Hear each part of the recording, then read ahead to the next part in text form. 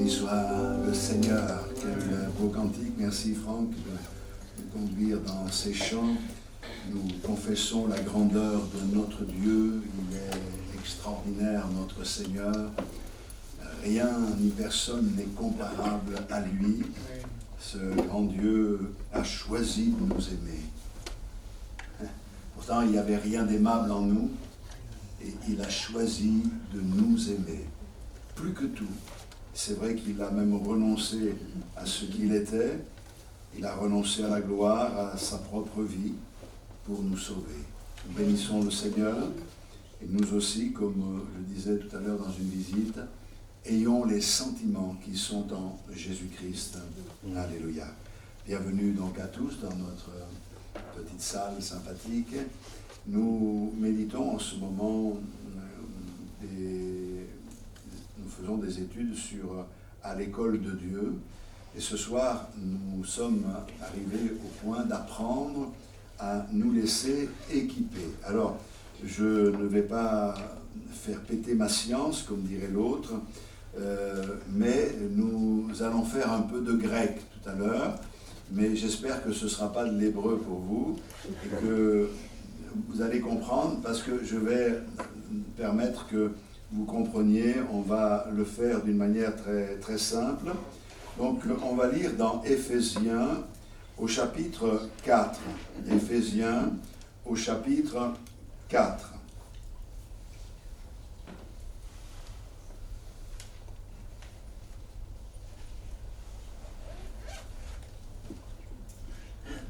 Nous lisons au verset 11, et il est dit ici, par l'apôtre Paul, « Et il a donné, et Dieu a donné, les uns comme apôtres, les autres comme prophètes, les autres comme évangélistes, les autres comme pasteurs et docteurs, pour le perfectionnement des saints, en vue de l'œuvre du ministère et de l'édification du corps de Christ, jusqu'à ce que nous soyons tous parvenus à l'unité de la foi et de la connaissance du Fils de Dieu, à l'état d'homme fait, à la mesure de la stature parfaite de Christ. » Quelle belle ambition!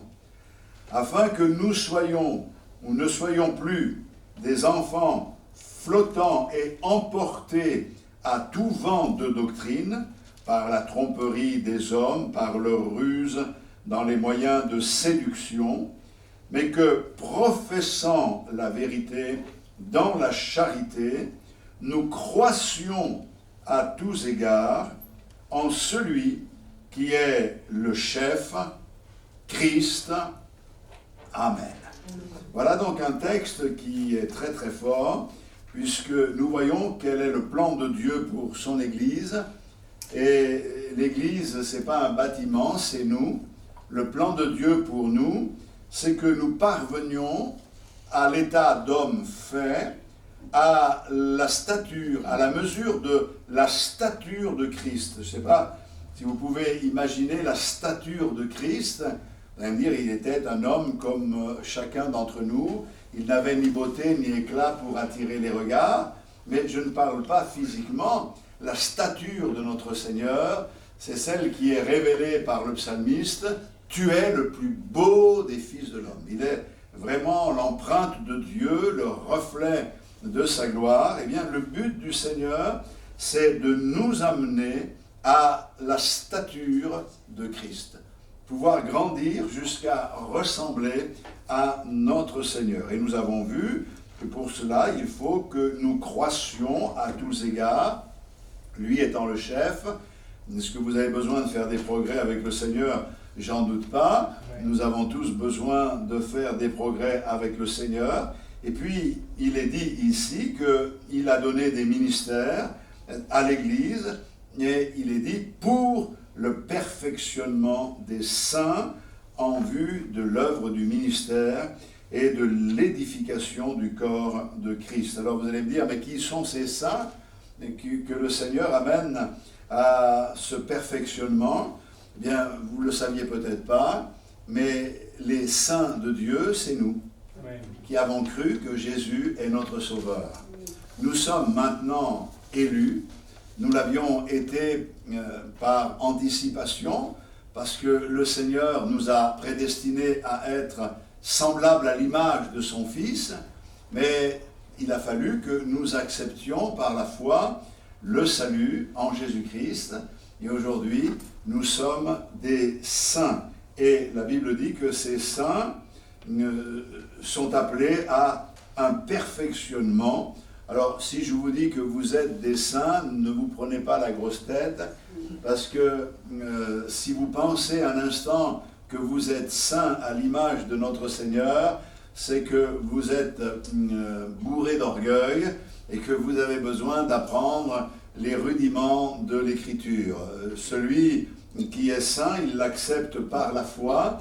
Je suis saint non pas parce que je suis parfait, mais l'œuvre de Christ ayant été accomplie, il n'y a rien à ajouter à son sacrifice, m'amène à ressembler à Christ, à être comme lui, et c'est ce qui est en devenir, et c'est ce que j'ai déjà reçu par la foi en Jésus-Christ, et par la foi, je sais que lorsqu'il paraîtra, je paraîtrai aussi, et la Bible dit, je serai semblable à lui. Alors c'est formidable, nous sommes des saints. Alors ce soir, à l'école de Dieu, apprendre à se laisser équiper. L'équipement est un résultat logique de la formation. Le Seigneur nous forme pour nous équiper, et cet équipement est indispensable. Chaque chrétien a besoin d'être équipé pour servir le Maître. Donc le but de la formation, c'est de nous fournir un équipement adéquat. Je sais que lorsque j'étais tout jeune, on était obligé de faire le service militaire. Je suis arrivé à Alkirch, j'étais tout jeune à l'époque, au 8e hussard. Et là, dès que je suis arrivé, on m'a amené pour prendre possession de mon équipement. Alors, un équipement militaire, c'est quand même assez particulier. Et puis ensuite, on m'a affecté à différentes tâches où il y avait du maniement, même du maniement d'armes, c'était comme cela.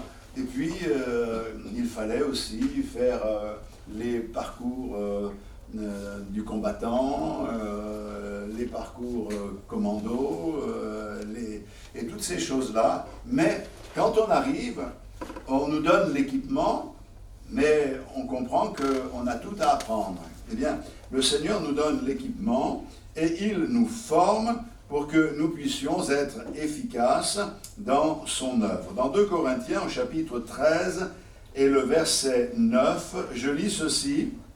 « Nous nous réjouissons lorsque nous sommes faibles, tandis que vous êtes forts, et ce que nous demandons dans nos prières, c'est votre perfectionnement. » On peut traduire ce que nous demandons dans notre prière ou dans nos prières, c'est votre équipement. Personnellement, je demande au Seigneur d'équiper les chrétiens. Pourquoi? Parce que s'ils restent dépendants du serviteur de Dieu, et il y a là comme un tuteur, c'est comme les plantes, si vous leur mettez un tuteur, elles ne vont pas s'enraciner comme il faut, elles ne seront pas solides. Il faut que nous ayons des racines solides, il faut que nous ayons un équipement solide. Et le but du serviteur de Dieu, c'est d'équiper les chrétiens pour que eux puissent remporter des victoires. Et je pense que c'est le but aussi de ces réunions, comme celle de ce soir. Une signification du perfectionnement qui nous est donnée dans la parole de Dieu est vraiment très riche. Quand il est dit ici qu'il a donné des ministères pour le perfectionnement des saints, alors dans le français on a perfectionnement, mais dans le grec on a cathartisis. Alors je ne vous demande pas de retenir cathartisis, ça ne va pas vous servir à grand-chose, si ce n'est peut-être à enseigner d'autres, mais cathartisis signifie ceci: renforcement, perfectionnement de l'âme, redressement, restauration, entraînement, discipline, instruction. Voyez-vous, nous avons un mot qui se dit perfectionnement. Mais dans le grec, il y a une richesse dans le texte original qui est vraiment extraordinaire. Le Seigneur veut que nous soyons renforcés. On sait ce que ça veut dire, être renforcé. Quand vous avez par exemple un mur qui commence à être fragilisé, vous avez besoin de le renforcer. Nous avons besoin des forces du Seigneur. Le perfectionnement de l'âme, ce n'est pas notre homme extérieur qui doit simplement changer, mais à l'intérieur, nous devons changer et nous perfectionner jour après jour. Le redressement, vous savez ce que ça veut dire, le redressement? La Bible dit, ce qui est tordu ne peut être redressé. Pourtant, nous savons que c'est possible. Parce que le Seigneur s'est employé à redresser ce qui était tordu. Et nous étions tordus. Amen. Mais nous ne devons pas le rester. Nous avons tendance à revenir à nos anciens réflexes parce que notre nature est toujours présente. Elle doit être dominée par la nature que le Seigneur nous a communiquée, par la nouvelle naissance.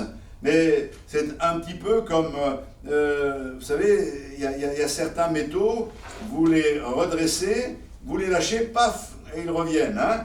Eh bien, nous, on est comme ça. Si on sort de la dépendance du Seigneur, eh bien, on est à nouveau tordu. Donc, on a besoin de redressement. Et la parole de Dieu est là pour nous canaliser, pour nous redresser. Il est question aussi de restauration. On a besoin d'être restauré. On ne doit pas restaurer seulement l'extérieur, c'est-à-dire se coiffer, se peigner, se laver, s'habiller, mais on doit surtout restaurer l'intérieur, parce qu'on doit être beau de l'intérieur, car Dieu regarde non à l'apparence, mais il regarde au cœur. Et puis, l'entraînement, on a besoin d'entraînement, et je pense que les circonstances que Dieu permet dans notre vie nous permettent de nous entraîner pour que nous ne soyons pas pris au dépourvu. Si nous avons affaire à des situations, nous pouvons faire face à des situations de plus en plus compliquées. Je peux le dire en tant que serviteur de Dieu, lorsque j'ai commencé mon ministère, très vite je me suis retrouvé tout seul dans une assemblée et c'est là que j'ai réalisé qu'il me manquait de formation, pas de théorie, il me manquait de la pratique. Parce que je me suis trouvé devant des situations où je ne savais pas comment faire, je ne savais pas comment régler ce genre de problème. Et il a fallu dans ces moments que j'aille aux pieds du Seigneur chercher la solution. Et le Seigneur m'a aidé, ce qui fait qu'avec les années, on est toujours pris au dépourvu dans des situations qui sont de plus en plus compliquées, mais on acquiert de l'assurance dans le Seigneur, c'est ce que Dieu veut. Et puis il est parlé de discipline aussi, ça veut dire discipline. La discipline, on n'aime pas trop, hein. Quand on nous dit de faire comme ça, eh bien on veut faire le contraire, hein. Et si quelqu'un nous dit, il ne faut pas que tu fasses comme ça, on fait exprès de le faire pour l'ennuyer. Mais je pense que dans le Seigneur, il y a une discipline, et la Bible dit que nous devons nous soumettre les uns aux autres. Nous aimons le texte qui dit « Femmes, soyez soumises à vos maris ». Mais on oublie « Soumettez-vous les uns aux autres ». Et je pense qu'on a besoin de cette humilité pour comprendre que femmes et hommes ont quelque chose à enseigner par leur vie, de la part du Seigneur, et à nous communiquer. Puis, instruction, on a besoin d'être instruit. Peut-être que vous vous dites « Mais moi, je ne suis jamais allé à l'école, vraiment. » Mais tu as besoin de l'instruction de la parole de Dieu, et il n'est jamais trop tard. Moi, je sais que des personnes ont appris à lire et à écrire en se donnant au Seigneur, et on a vu des choses magnifiques se passer dans leur vie, et c'est extraordinaire, les miracles qui se sont accomplis dans la vie de ces personnes-là, Que Dieu soit béni. Donc, un terme maintenant apparenté se retrouve dans Éphésiens 4, 11, 12, comme on l'a déjà lu. C'est pour le perfectionnement, donc cathartisis tout à l'heure, mais maintenant nous avons cathartismos. Alors, il n'y a que les Grecs qui peuvent le dire comme il faut. Je ne sais pas, non, pas rien, mais cathartismos. Le cathartismos des saints, le perfectionnement des saints. Bon, on n'allait pas parler comme cela dans votre église maintenant en disant je suis là pour le cathartismos des saints, parce que vous vous dire qu'est-ce qui arrive au frère ou à la sœur. Donc, il est dit que par ses dons, le Christ a voulu former ceux qui appartiennent à Dieu. Donc le Seigneur nous prend en charge. Ainsi, ils peuvent accomplir leur service de chrétien pour construire le corps du Christ. Ça, c'est la traduction en français courant. Je vais prendre une autre traduction dans Parole vivante.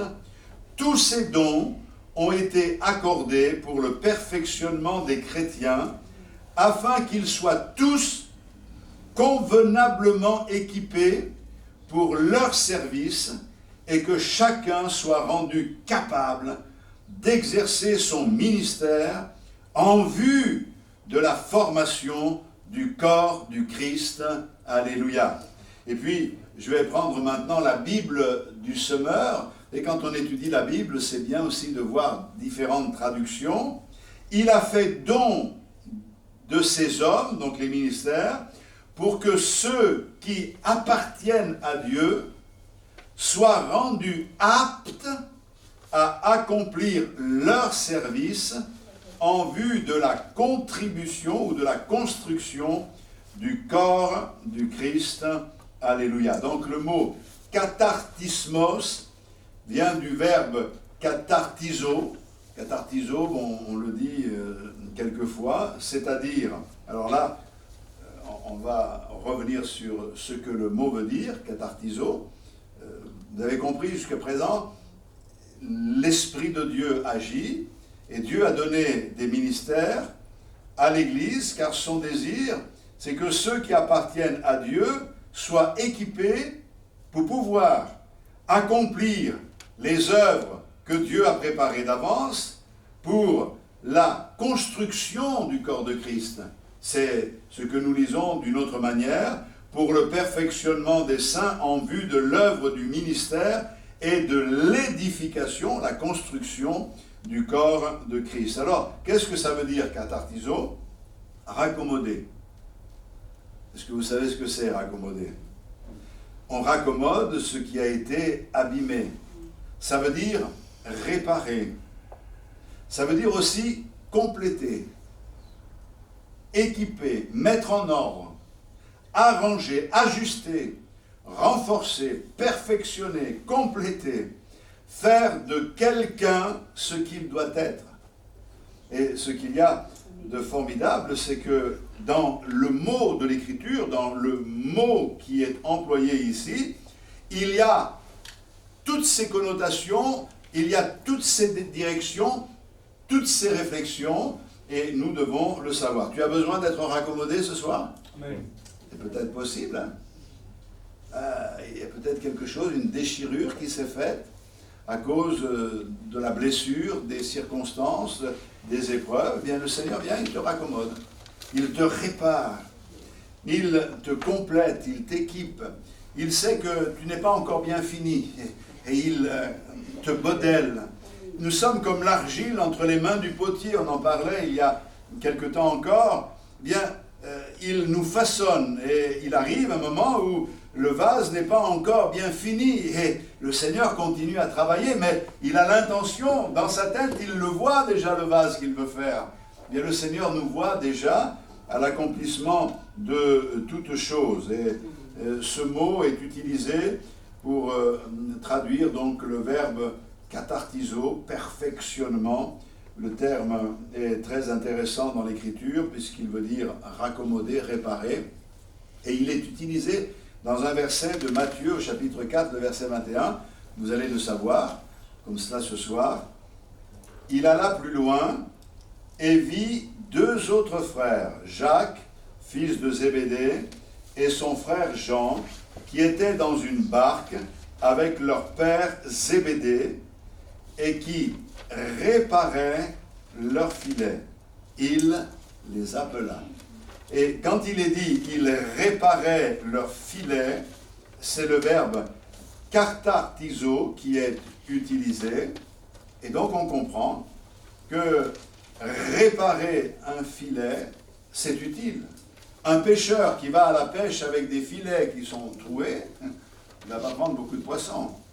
Mais le pêcheur répare les filets et nous sommes entre les mains du Seigneur de cette manière-là. Il veut dire mettre en ordre, rendre complet ou parfait.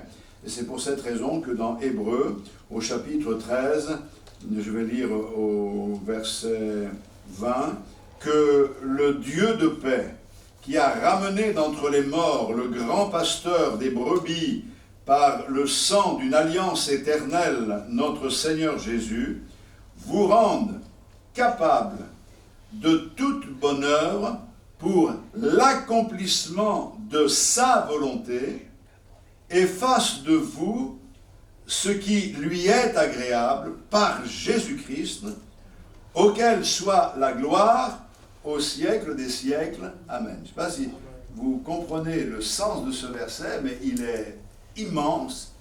Savoir que le Seigneur, à cause du sang de son alliance, le grand pasteur, le pasteur c'est Jésus-Christ, c'est lui le bon berger, qu'il nous rende capables. Nous ne sommes pas capables. Paul dit, qui est suffisant pour ces choses? Et quand il parle de sa vie, pourtant c'était un homme de Dieu extraordinaire, il dit, si je suis ce que je suis, c'est uniquement par la grâce de Dieu. Et il montre par là que celui qui l'a rendu capable, c'est le Seigneur, pour l'accomplissement de sa volonté, et que le Seigneur fasse de vous ce qui lui est agréable par Jésus-Christ. Ça veut dire que Dieu a un plan pour nous, il veut faire de nous quelque chose qui est agréable à Dieu. Par nature, nous ne sommes pas agréables à Dieu. Mais le Seigneur nous rend agréables à Dieu. Alléluia. C'est un peu comme, on peut prendre un exemple, ça évoque le travail délicat des spécialistes. Ils ont reçu une machine, elle est complète, mais elle n'a jamais été mise en route. Donc, ils vont tout mettre en œuvre pour mettre en route cette machine afin qu'elle fonctionne. Alors, ils vont faire différents essais jusqu'à ce que tous les réglages soient faits et que la machine puisse bien fonctionner. Bien, nous, en recevant le Seigneur, nous avons tout reçu. Et le Seigneur vient dans nos vies, lui le spécialiste, pour faire les différents réglages afin que le moteur tourne bien et que nous puissions avancer, car c'est ça qui est important. Dans le monde grec profane, le nom est employé par des médecins pour parler de la rééducation ou pas tout à fait la rééducation, mais la réduction d'une luxure ou même d'une fracture. Vous savez ce que c'est qu'une réduction de fracture? Bon, aujourd'hui c'est un peu différent, mais à l'époque, vous aviez une fracture, ça a bougé, eh bien, il devait faire une réduction de fracture. C'est-à-dire que, eh bien, il le faisait ou à vif, ou en vous endormant, clac, il remettait l'os en face pour pouvoir, pour permettre à cet os de guérir. Et je crois qu'il est important pour nous, ce soir, de réaliser que le Seigneur est notre divin médecin. Il agit dans nos vies pour qu'il n'y ait pas d'épaules déboîtées, mais que tout soit bien dans l'axe. Et l'idée, c'est donc d'amener les chrétiens à accomplir la volonté du Seigneur. Alors, aujourd'hui, sachez que le Seigneur vous aime, il a fait de vous des saints, mais il a préparé des œuvres dont vous n'êtes pas capable d'accomplir, mais il s'emploie à vous former pour que vous puissiez être capable d'accomplir la volonté du Seigneur. Alors, j'ai aussi devant mes yeux un extrait d'un commentaire aux Éphésiens. C'est intéressant de voir que Adolphe Monod a écrit en 1867, c'est pas d'aujourd'hui, le ministère des serviteurs de l'Église, tant des serviteurs extraordinaires, les évangélistes, les pasteurs et docteurs, n'a pour objet que de préparer les fidèles pour ce ministère général où chacun d'eux doit mettre la main. C'est-à-dire que Dieu a donné des serviteurs de Dieu, c'est pas pour qu'ils se pavanent en disant « moi j'ai reçu, moi ceci ». On est tous pareils aux yeux de Dieu. Et si on a reçu un appel de la part du Seigneur, il nous faut beaucoup d'humilité avec l'appel. Parce que c'est pas par nous-mêmes que les choses se réalisent. Et nous devons savoir qu'en recevant un appel, notre mission, c'est d'aider le peuple à mettre la main à l'œuvre de Dieu, à participer à l'œuvre de Dieu, à construire l'œuvre du Seigneur. Donc, en pleine cohérence biblique, le but de la parole de Dieu est clairement énoncé dans 2 Timothée au chapitre 3, verset 17, « Afin que l'homme de Dieu soit accompli et propre à toute bonne œuvre. » Ainsi, l'homme de Dieu se trouve parfaitement parole vivante, ainsi l'homme de Dieu se trouve parfaitement préparé et équipé, il est prêt pour accomplir toute bonne œuvre. Alléluia. Donc, tout converge vers le même objectif et l'école de Dieu nous propose de nous apprendre à nous laisser équiper par le Seigneur, et l'équipement fait partie des nécessités fondamentales de la vie chrétienne. Vous êtes sauvés, vous avez besoin d'être équipés, et quelquefois les chrétiens se comportent comme s'ils n'avaient pas d'équipement. Pourquoi? Parce qu'ils n'ont pas encore compris ce que Dieu leur a déjà donné, donc ils ne peuvent pas utiliser ce que Dieu leur a donné, étant donné qu'ils ne savent pas ce que Dieu leur a donné. Donc à nous de mettre la parole de Dieu à la portée de chacun pour qu'on comprenne ce que Dieu a pourvu dans nos vies. L'exigence de Dieu est la même pour tous les disciples. Il n'y a pas un évangile pour les pasteurs et un évangile pour les chrétiens, c'est le même évangile. Les exigences sont les mêmes, et ça c'est formidable. Et Luc dit ceci au chapitre 6 et le verset 40. Écoutez bien, je vais le lire dans une autre traduction. « Le disciple n'est pas plus savant que son maître, mais tous les disciples bien formés, accomplis, équipés, seront comme leur maître. » Donc, le disciple n'est pas plus grand que le maître, dit la version seconde, mais tout disciple accompli sera comme son maître. Nous comprenons ce que le Seigneur nous dit par là. Le disciple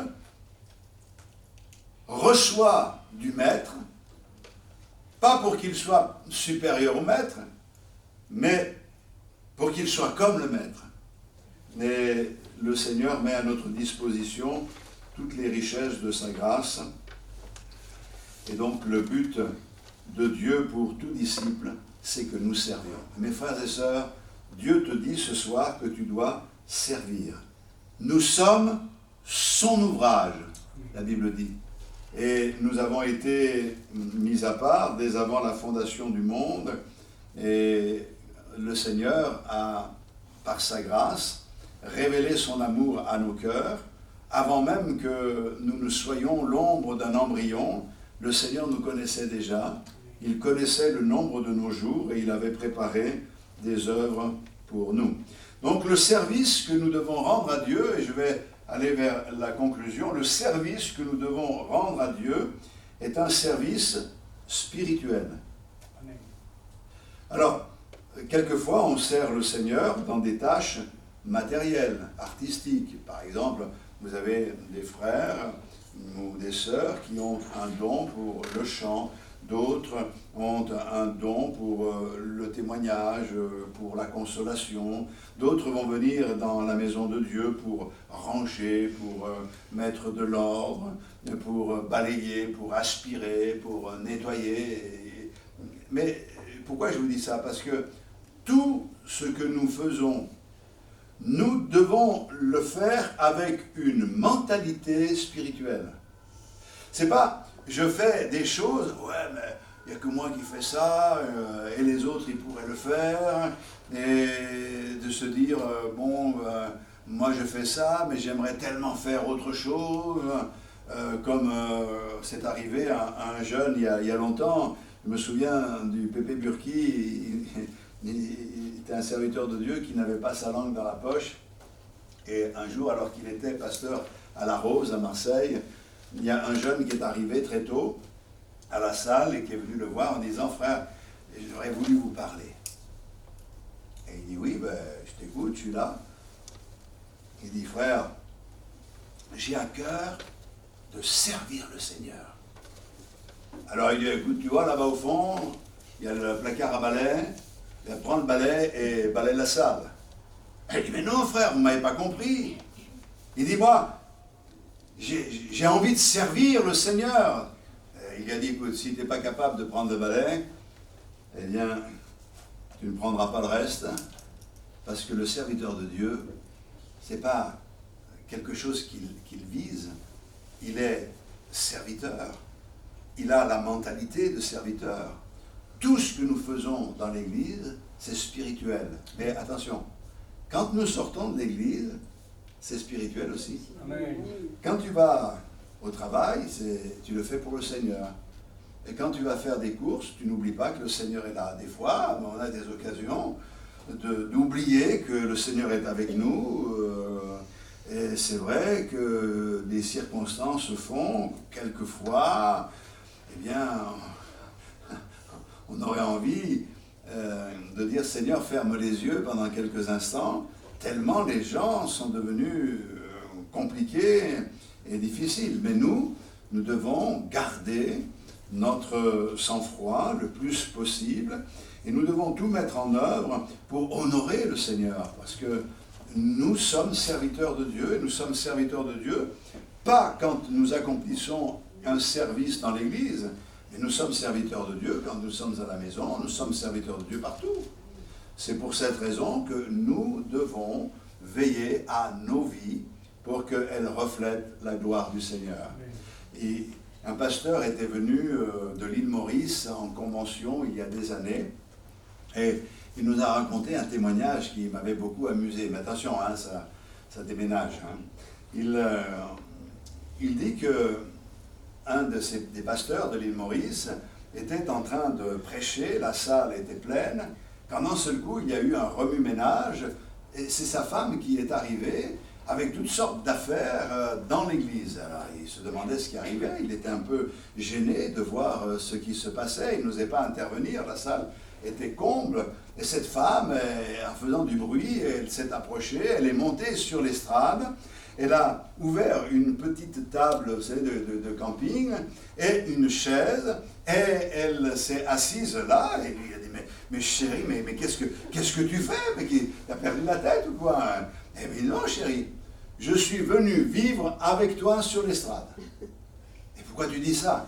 Bien parce que sur l'estrade, tu es charmant, agréable, tu souris, mais à la maison, tu es épouvantable. Et là, cet homme a eu la honte de sa vie, mais je pense que c'est une bonne occasion pour nous de réfléchir et de comprendre qu'il peut y avoir un décalage entre ce que l'on professe et ce que l'on vit. Servir Dieu, être équipé, c'est bien, mais nous devons être spirituels. On peut avoir reçu des dons de la part de Dieu, mais quand bien même tu aurais tous les dons, le don des langues, le don d'interprétation des langues, tu peux avoir tous les dons. Ben, relis 1 Corinthiens et tu verras ce qu'il en dit. Si tu n'as pas l'amour, tu es de l'airain qui résonne. Donc, aux yeux de Dieu, ça fait du bruit, c'est tout.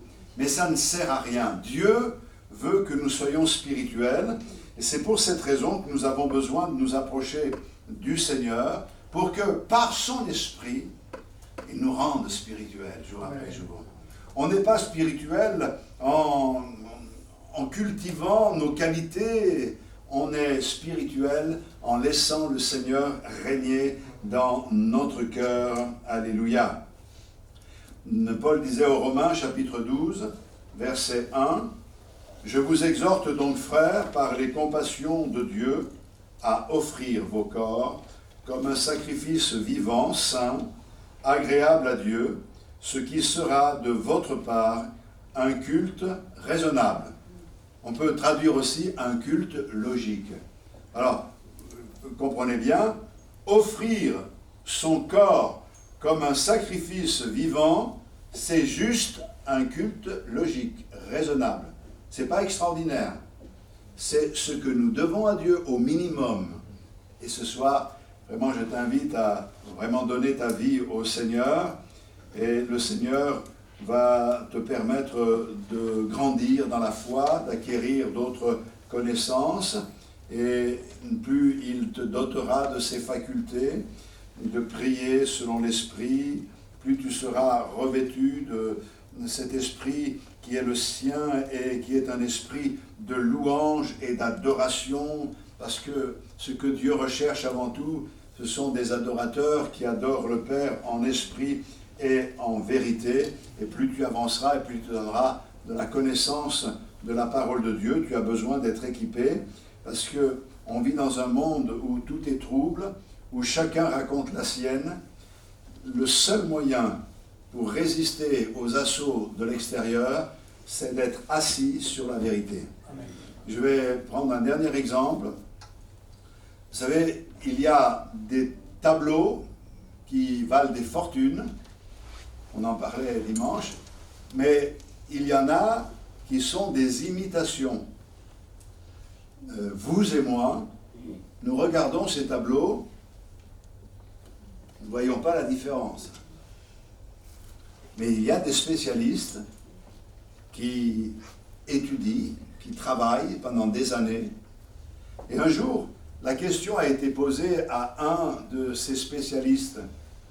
Pour reconnaître que ces tableaux sont faux, vous devez connaître tous les faussaires avec toute leur façon de peindre. Il a dit non. Nous connaissons le vrai.